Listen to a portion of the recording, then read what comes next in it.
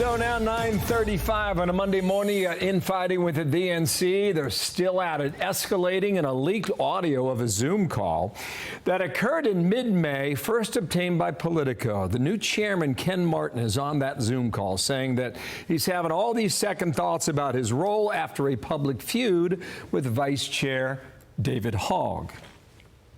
I'm just quite frustrated to be in this position because what you've done, whether you like it or not, or know it or not, David, you essentially destroyed any chance I have to show the leadership that I need to. And I'll be very honest with you, for the first time in my 100 days on this job, the other night I said to myself for the first time, I don't know if I want to do this anymore. How about that? A guy who knows this all too well is the RNC chair, Michael Whatley. Good morning to you, Michael, and thank you for coming back here today. So to Politico, this is an updated statement now. What you just heard was 3 weeks ago. As I said when I was elected, our fight is not within the Democratic Party. Our fight is and has to be solely focused on Donald Trump and the disastrous Republican agenda. That's the work that I will continue to do every day. You never had fights like this, did you? We didn't. We fight Democrats. Sorry, did or did not? We don't. We fight Democrats. Right now, the Democratic Party is in complete disarray. They are rudderless and they are leaderless. But the point that really needs to be made is that every single time they double down on the failed policies that they ran on in 2024, open borders, inflationary spending, and a weak America, they're going to lose. That is not what the American people want government focused on. They don't want the Republican Party or the Democrat Party focused on that right now. Yeah, the Democrats can't seem to get out of their own way. Rahm Emanuel is a Democrat. He doesn't disagree with that, I don't think. Listen to him on Sunday. It's a problem where people stay on way too long. In both parties. I don't think it's limited to Democrats. Look at the age of Donald Trump. No, of course, but what if Democrats could be the party that solved that problem? Yeah, but it's not. If you have a young face with ideas that don't work, that's not going to solve the problem. You have to have both. Do you think the young faces don't have the right solutions right now? There's young and old candidates, but there's new and old ideas. I'm looking for the ones that work.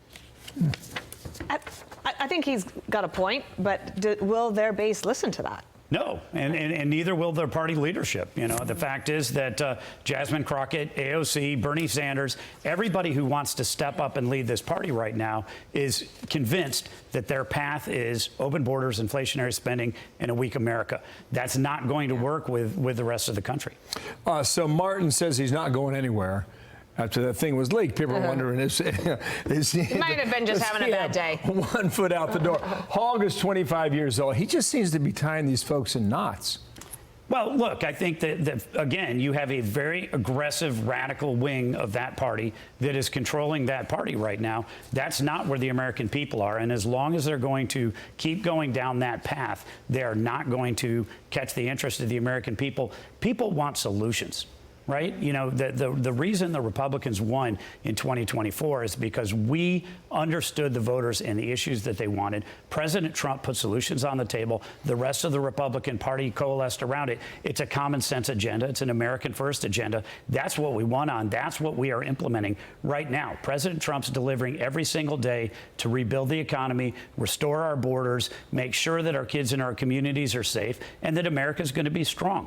That's what the American people want. The Democratic Party is fighting that tooth and nail. If they spent half as much time fighting for the American people as they do against each other, they may start to get some traction. At this point in the cycle, which there's about 14 months left to go until the midterm elections. And so I know people think about that going forward. The Democrats believe because of the small margin in the House, they might be able to retake it. But at this point, with this kind of leadership, do you think the Republicans can hold on? Look, we have an opportunity, right? And as long as we continue to implement this agenda, Donald Trump is going to do that. President Trump is every single day, his administration, they are delivering on the promises that he made. If Congress gets the big, beautiful bill done, if they get a rescission bill done, when the economy starts rolling again, we're going to have an opportunity to go compete in these midterms. You know, there's no such thing as a red wave. We know that, right? We're swimming upstream against history. We know that. But we will have an opportunity. You know, there's 13 districts that Donald Trump carried that are currently held by Democrats. We have an opportunity in every single one of those because of what the people in those districts want is a common sense America First agenda. Michael Whatley, thanks for coming by. We will speak again soon, okay? Yes, Hemmer's getting ready for his board. I was just kind of taking notes. 13. He's like 13, which is we are going to memorize those suckers so well. We'll quiz each We other will all have the them, time. yes. We will get them. And I might have you on speed dial. Phone a friend. Thanks so much, Thanks, Michael. Good to see you. Thank you. I'm Steve Ducey. I'm Brian Kilmeade. And I'm Ainsley Earhart. And click here to subscribe to the Fox News YouTube page to catch our hottest interviews and most compelling analysis.